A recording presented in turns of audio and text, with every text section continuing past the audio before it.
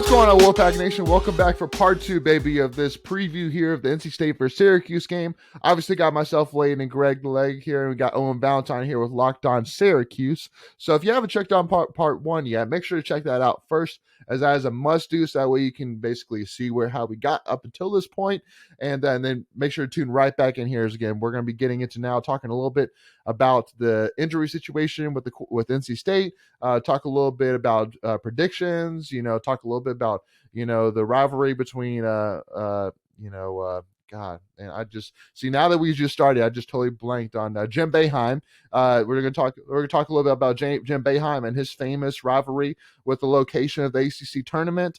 So again, and I'm joking, but I'm not. Like, Owen, like, what does this man got to understand? That at the end of the day, nobody wants to come up north to play in the ACC men's basketball tournament. It just No one wants it. to travel. All right, both sides. No one wants to travel. Yeah.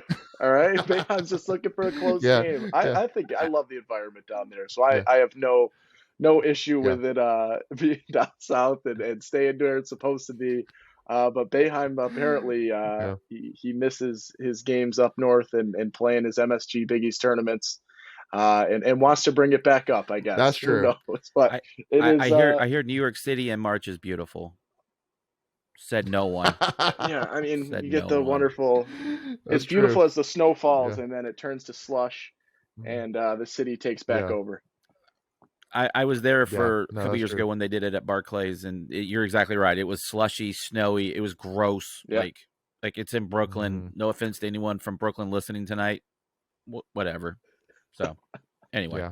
No. It just is what it is. So, but again, I mean, Owen, by all means, any interest whatsoever in going back to the Big East instead of the ACC? Look, I love the Big East and the old Big East. If it was the Big East the way it was, I would say yes. But you'd have to do a lot of recruiting to make it worthwhile. But Syracuse right now, I think they have dipped significantly in every regard since joining the ACC. It seems like basketball was at a peak right as they came in, and has dipped. And football, I guess, was never really great, but football has struggled outside of a year in terms of the recent. And I speak never great in terms of my lifetime. I'm not knocking the old days of prime Syracuse football where you were getting the best running backs and just the running back history up until probably the year I was born. I guess things went south. But in fairness to Syracuse, you're not the only Big East school that we took on in the ACC that's done nothing since joining. So it's not been a good look. You have that for the Big East. No. Yeah, no, true. But yeah, obviously got to jump into it, because I know all NC State fans are going, why didn't you talk about this in the first part? But again, don't worry, we're going to talk about this right here. That again, we're recording this on October 9th. So again, as of right now, all we know about Devin Leary up until this point is that his x-rays came back negative, but he had an MRI today. We'll find out tomorrow during Doran's press conference if he's going to be available or not. I've heard all kinds of different theories, whether it's, and again, I won't even throw out theories because by the time this comes out, we'll know one way or the other. But it could be very minimal. It could be season ending, but we'll find out. Either way, I think. No, I was just saying before we get too far in it, I just wanted to maybe talk about the series history a little bit. Just kind of bring it up. Yeah. So we're gonna tease them a little bit more. I like it. Go ahead, Greg. So historically, State, I believe we did this on our podcast a couple of weeks ago. I think Syracuse is our all-time best winning percentage. Granted, the sample size is small. Of course it is. Sorry, Owen. We're just going to keep stomping on you. We'll probably kick your dog while we're at it. You're not saying anything that we're not saying on our end. But again, the sample size is small. We're 13-2 all time against Syracuse. The current win streak is 3, so we won the last 3 matchups. At home, we're 7-1, and on the road, we're 6-1. So pretty evenly matched there.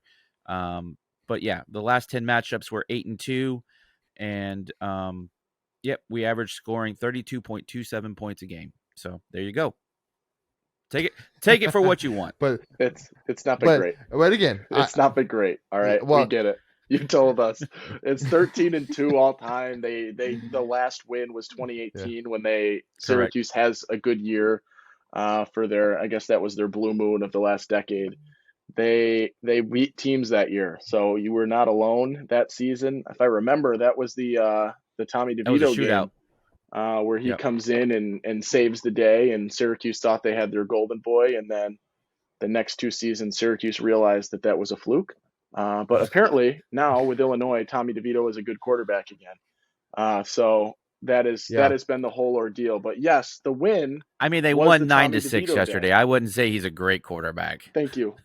He's been better. We have I have no issues with him. I like that he's winning. It's nice to see for the kid.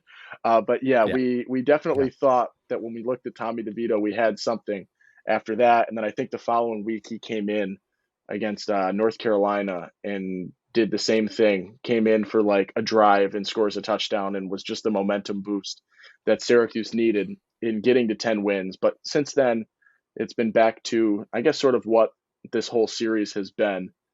Last year was a stomping. 2020 was close-ish. I was at that game in the Dome with press when no one was allowed there. That was a fun game. It was close, but it's been How interesting tough. Watching a game in a dome with nobody there. It's pretty weird. I say the weirder one. I'll go to basketball quickly, but their season opener they played Bryant in the Dome and almost lost. But Bryant comes out and Syracuse comes and they throw a lob from half court and probably one of the best alley-oops I've ever seen in front of me live or even on TV, I will say, at the college level. Just a beautiful pass from half court. Alan Griffin comes up, rises, throws it down, gorgeous. And the place was just stone cold silent. It was the weirdest thing I'd ever witnessed. Like, I was going nuts at the table. I was doing color commentary for the game, and I'm sitting there like hands up, ready to go berserk. And I open the headphone as I'm used to. I pull the headset back, and it's just like some of the players were like, "Yeah," and it was silent. I was, "Oh my god, this makes no sense." But it was the weirdest of atmospheres in terms of silence. And then I know it was a little bit different. Like, I went to that Clemson game when Syracuse played in that 2020 season, and they were, I believe, 25% capacity, so it was a little bit more. There was some normalcy in terms of you hear sounds when things were happening, but 200 and 300 guys and staff can only make so much noise in a football game that environment is never something that you can get used to. Yeah, that's true. That is true. So now we're going to really get into it, here talking about here. So again, obviously a lot of this comes with huge asterisks because again, and literally about, give or take, 16 hours from now, we're going to find out what's going to happen here with Devin Leary. But either way, even if Dorn does say the best case scenario, which sounds like to me probably would be kind of like a sore shoulder, bruised maybe shoulder, day-to-day. Maybe day to day, or worse comes worse, torn pec and out for the season, So to me, I guess, Owen, let's talk about the better case scenario, saying that, he ends up playing and starting for Syracuse. That I still would not be 100% sold that State wouldn't go into that game with a change in the offensive philosophy, just to because then at the end of the day, obviously college football is a marathon. It's not a sprint. And obviously, we have Jack Chambers, who was, a 4-year starter, previously, and then, came here because he wanted to kind of have a change of pace, from Charleston Southern. And so, I mean, he's a guy that, he's not your normal backup quarterback. He's got experience and he's mobile. He can throw the ball very well. And I think that, obviously the Florida State game was kind of a weird one because, obviously Devin Leary went down. So it was like oh crap, what are we going to do now? But, hopefully with, having a week to prepare, Tim Beck can step up, reps. And get some reps and put together some packages to make him successful.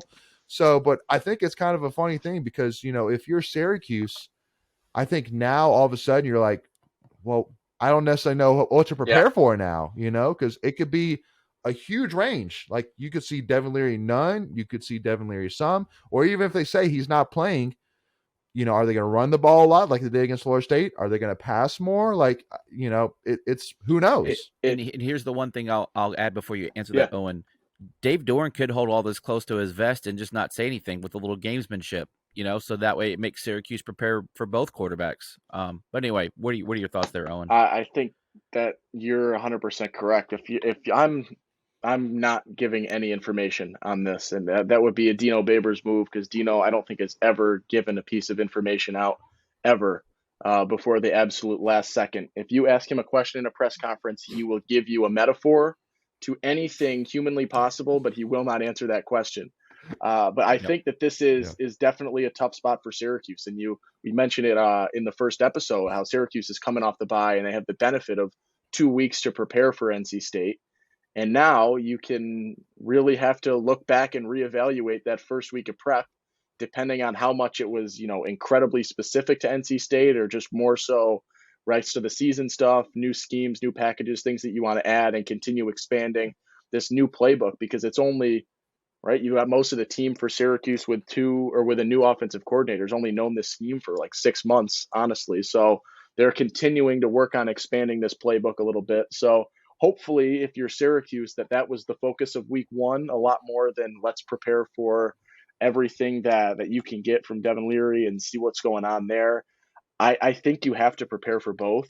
And it's tough because Chambers does bring a little bit of a different approach, I think, in his mobility, and I watch him move a little bit, and I think that's something that could cause Syracuse some issues. I know they did well with containing Malik Cunningham and his mobility in week one, but we've also seen that, as we said in episode one, could be a nod more to what Louisville did and how that team actually is than how good Syracuse is containing. And Syracuse has had a couple of guys fall down since then in terms of big defensive names. So a guy like Terry Lockett or Stephon Thompson have both, gotten hurt either in that Louisville game or in weeks since. So there's definitely a different defensive look, which makes this even more difficult for Syracuse. But I think it puts them in a tough spot right now to have to prepare for both, because you really do need two different schemes to go after two different quarterbacks. Even if the general scheme from the Wolfpack is going to look the same,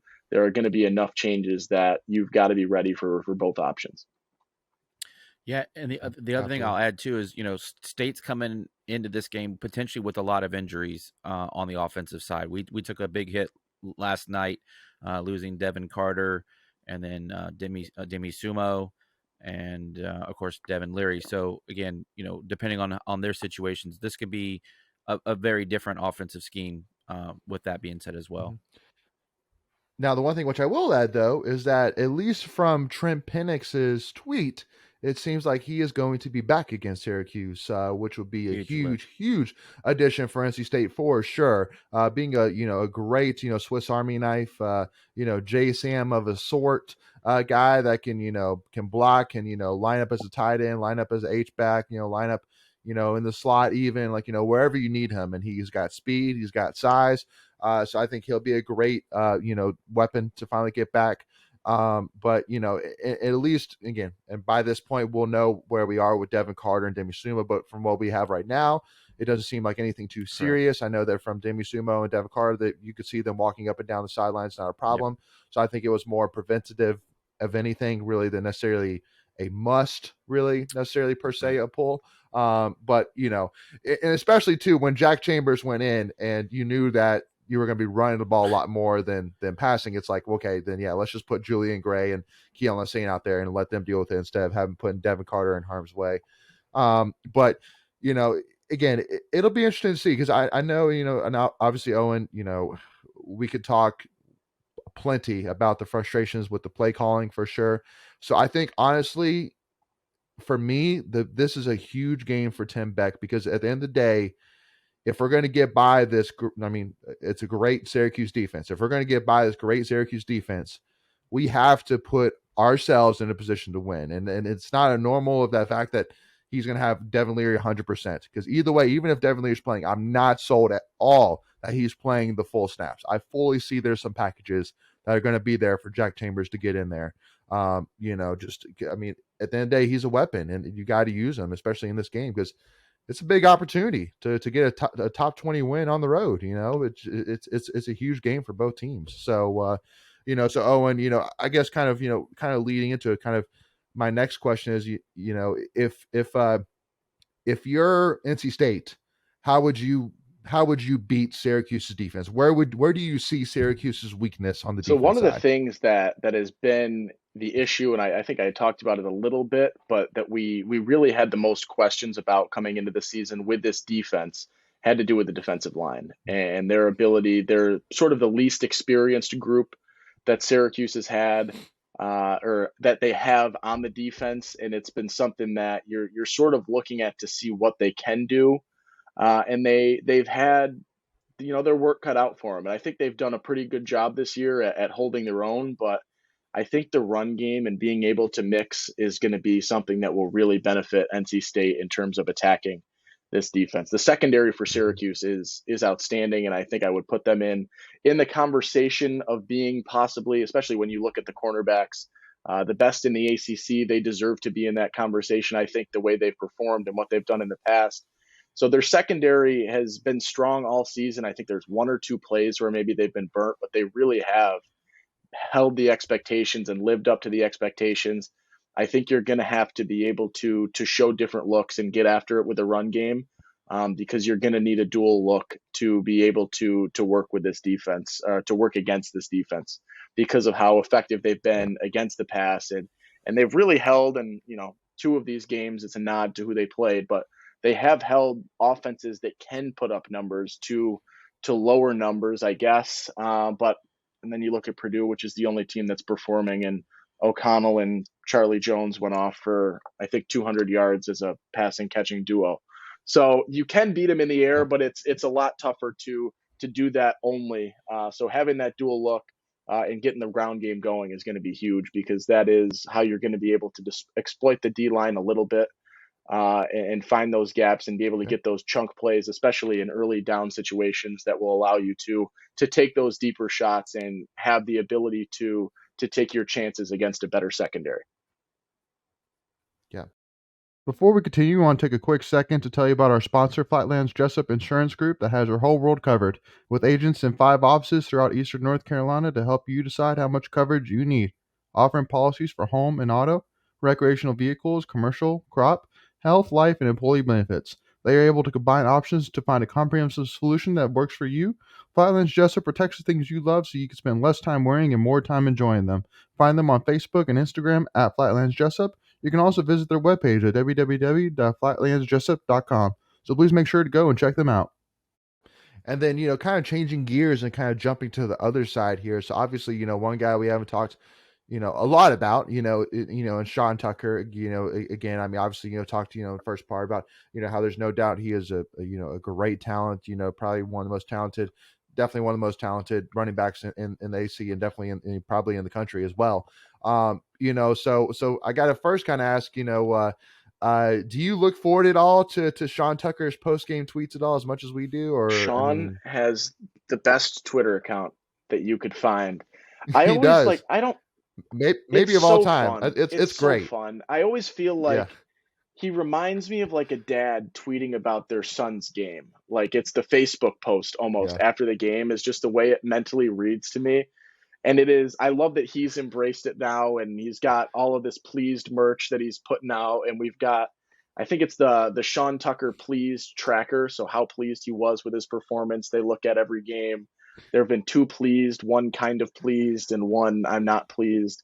It might be 3 pleased actually at this point, but it is my favorite thing to look at. But he has been incredible for Syracuse. And as we talked about a little bit, the history with the running backs, and alluding to the glory days, I guess, of Syracuse football, he sort of is that return to Syracuse having a top tier running back in college football, and having that dominance at the position. He's had a couple of games this year where he's struggled to get his mark, and we say struggled pretty generously, just based on what he's done in last season and the games that we've seen him play this year. I think he was held to 100 yards against Virginia, and he was devastated about that because he fumbled as well. So it's just like a weird dynamic of, he has put up these numbers game after game after game, and it's weird to see that he's not pleased. It was 105 yards, all-purpose yards against Virginia, and he didn't score and he fumbled, and that was, I think, the worst game that he's played in a while for Syracuse. But he is outstanding. Yep. He gets his fill. And I think a lot of people in Syracuse and Central New York and just Syracuse fans in general are okay with, I guess, the true numbers cut. And it's a generous cut because it's really not that much of a cut this year, but he's not have those dominant games, I guess, against the two bigger opponents that they played in Purdue and Virginia. But I think that it is a nod to just the defensive attention that he feels and warrants based on the numbers that he's had. So this is a game as well. I've got, a number of different things where this is the game that will tell me blank. But this is a game with NC State where I'm curious to see how a better defense approaches Sean Tucker. And because I think that State has the ability to not have to pack the box as much and be as true, pure focus on Sean Tucker and play a little bit truer of a defense to what, you would traditionally play.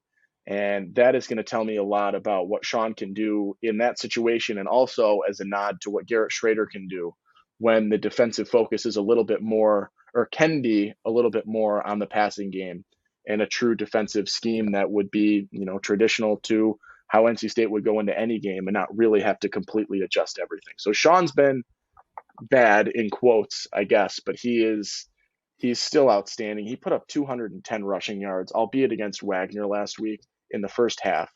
He had 210 rushing yards and 3 touchdowns in the first half.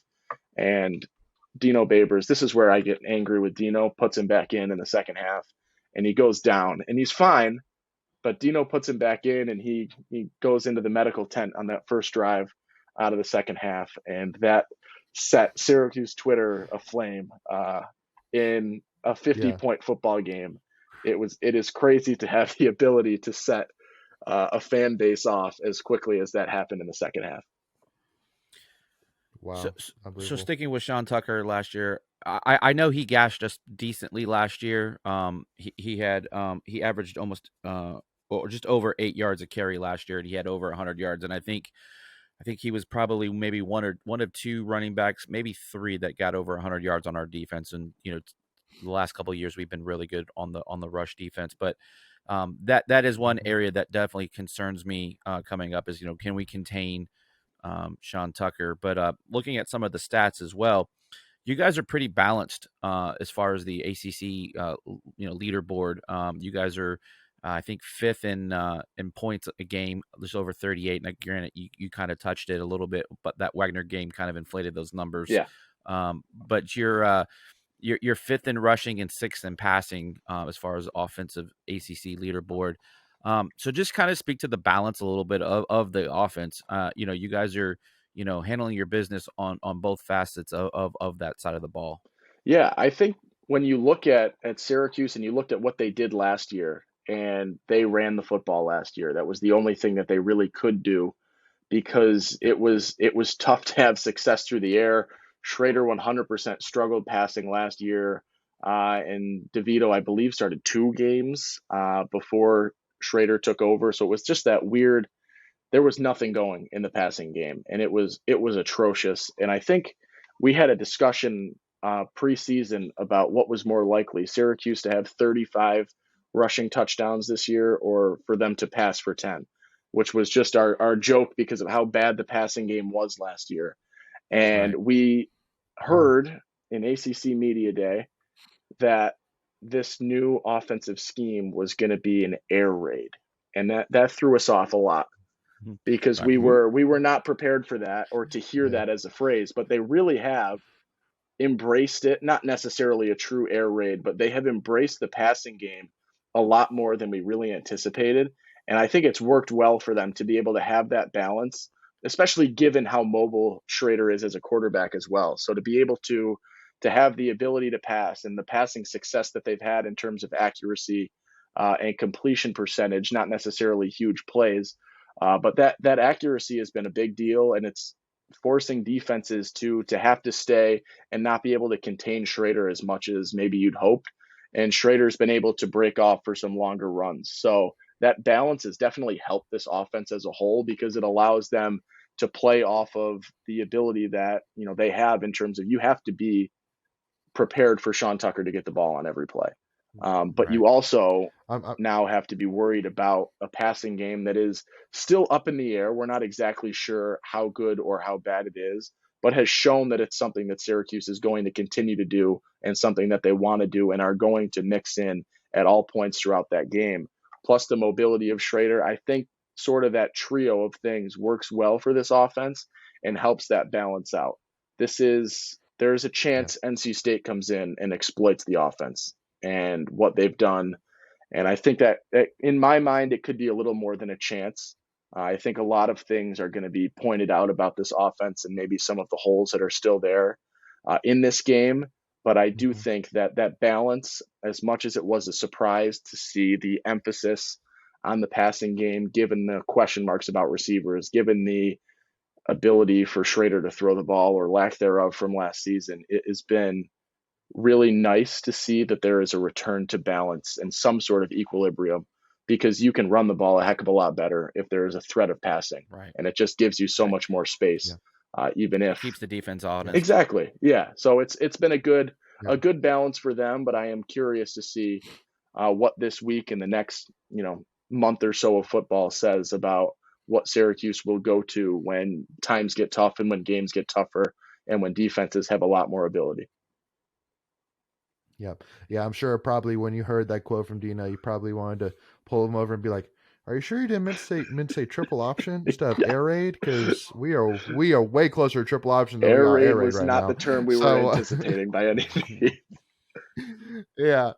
All right. So now kind of to wrap it up here. So we've done it with pretty much every preview is obviously give kind of our score predictions. And I know, Owen, like when we did ours with Clemson, they actually didn't want to do it because they were going to release their predictions, score predictions in their own episode at a later time, which, to each their own. That's cool. So definitely not pressuring you here whatsoever, but again, just to kind of give the background right now before we kind of give our official prediction. So right now it actually shows Syracuse is a 5-point favorite, the over under at 44, which to me, I'll be honest right now, I think 44 is a little low. I think honestly, I think it's low. Actually, I think it's low. I think it's low. I think it's going to be a little bit more of a shootout, honestly. Actually, so for me, before we get too far, for me, it depends on the quarterback. If Leary's playing, well, exactly. But I even think too. Again, I don't know. I just got a gut feeling here. But again, it'll be interesting though. So, but yeah, I mean, obviously, because I'm sure that 5 point towards Syracuse is with the expectancy that Devin Leary is not playing. But I think if he is playing, it's more of kind of a pick'em game, honestly, in my head. So I would say right now, I can't bet on Syracuse in New York State legally, but it's not the worst idea to throw on NC State +5 while it's still up in the air.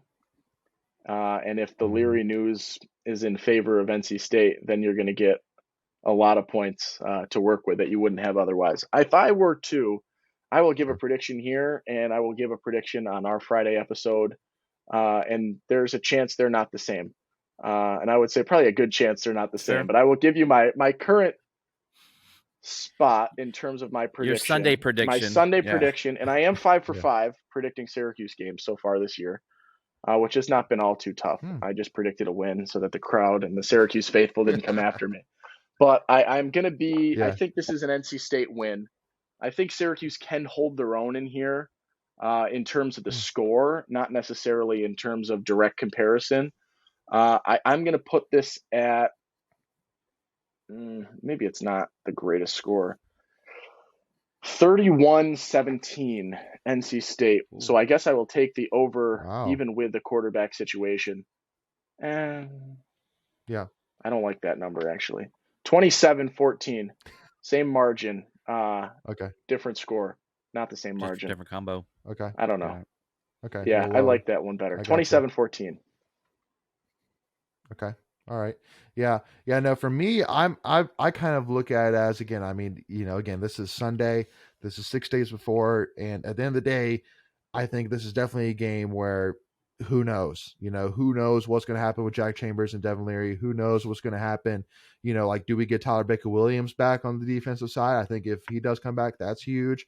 No shy battle Devin for the Carter, first half though. no shining battle first half, but cornerback is definitely a place we're pretty deep. Agreed. So I'm not too worried about that necessarily.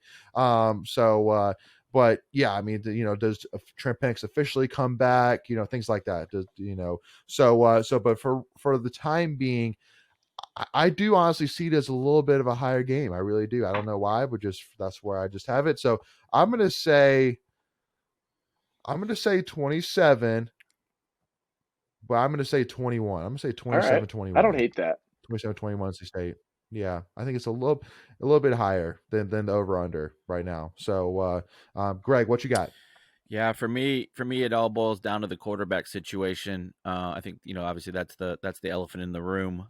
I think if you give Chambers, a week to prepare, I did like what I saw with his legs. It's a different dynamic that we haven't seen the last couple of years with Leary, with being pretty much a pure pocket passer. I think Tim Beck will get some play call, get him out on the edge, give him run option, pass things. I think we're man, I don't know. Like, I'm so torn on this. I think State does win. I think they win. I think we stay under, and I'm probably going to go 21-17, 20-17, something like that. I think it'll be a low-scoring defensive affair. I think Syracuse has got a really good defense they don't get enough credit for.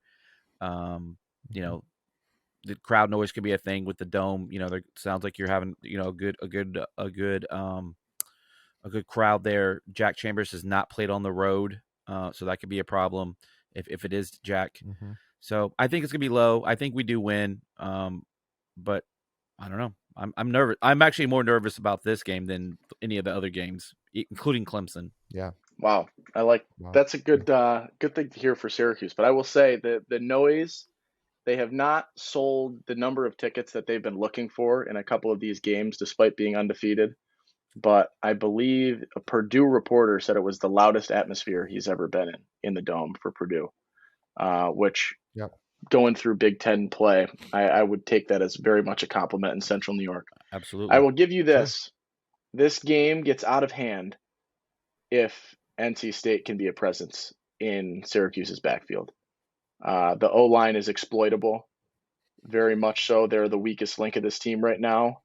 And they can definitely bite themselves. I think they're 10th or the 7th most penalty yards in the country, and everyone with more penalty yards has played an extra game.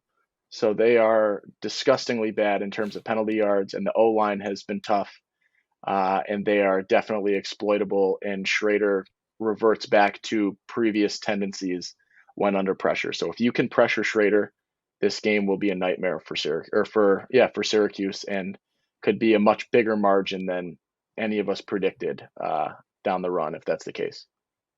Yeah.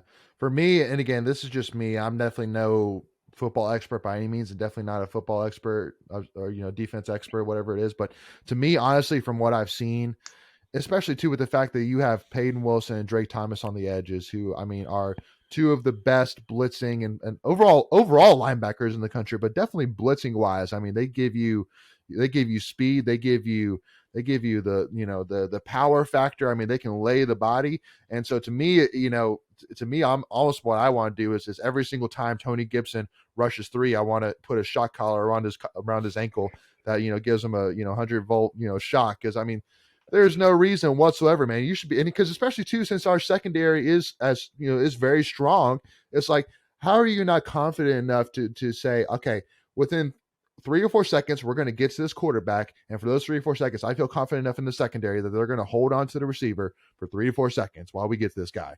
And if we can get him, we're going to get into his head, and we're going to take advantage of this game at an early stage. Yeah. So and especially too, since just like you said, we're going to find out a lot about Garrett Schrader. It's like we saw what he was last year, where he wasn't really much of a passer last year. Maybe he hasn't taken as much of a step. Let's find out. Yeah. Let's bring 5 or 6 from the very beginning, and we'll find out very quickly. If he really is a lot better, or if he maybe is just a little bit better. We'll find out. So, but again, it's going to be exciting. Obviously, I think it's going to be a great game for sure. Obviously it's exciting. I know you were actually even saying before we started, so this is Syracuse's first top 20 matchup in the Dome. Since how long? It is the first time 2 ranked football teams have played in the Dome since 2001. So 21 So it's been over 20 years since the last time there's been a ranked matchup at the Carrier Dome. Well, the JMA Wireless. Yeah, JMA Wireless, whatever that means. Sorry. New branding, same place. It actually took getting rid of, this is such low-hanging fruit for a joke, but it took getting rid of the air conditioner company for the Dome to get air conditioning. So now that it's JMA, it's air conditioned. That's hilarious. That's hilarious. You guys get better what is that, marketing dollars from a non-air conditioning company. Yeah, absolutely. Well, Owen, again, really do appreciate your time. This was a lot of fun. Really enjoyed it. And again, Wolfpack Nation, if you're interested at all in kind of hearing from the opponent's side, whatever it may be, make sure to check down Owen and Locked On Wolfpack on their Twitter page. Locked On Syracuse. Syracuse. Locked On Syracuse. Again, I'm so used to saying Wolfpack because we've worked with Ken Gibbs so many times with Locked On Wolfpack. So Locked On Syracuse. So again, at their Twitter handle, at @LO_Syracuse. And then also to make sure to find them on YouTube and anywhere that you listen to your podcast. Make sure to check them out there again at Locked On Syracuse. So again, appreciate you, Owen. But then from our side, make sure again, if you haven't already, hit that subscribe button, hit that notification bell so you don't miss out whenever we release any new NC State content. And also to give this video a like if you're a huge NC State fan just like us. And also to give us a follow, Tuffy Talk Now on Twitter and Instagram. Thank you all so much for your time. As always, go Pack, baby.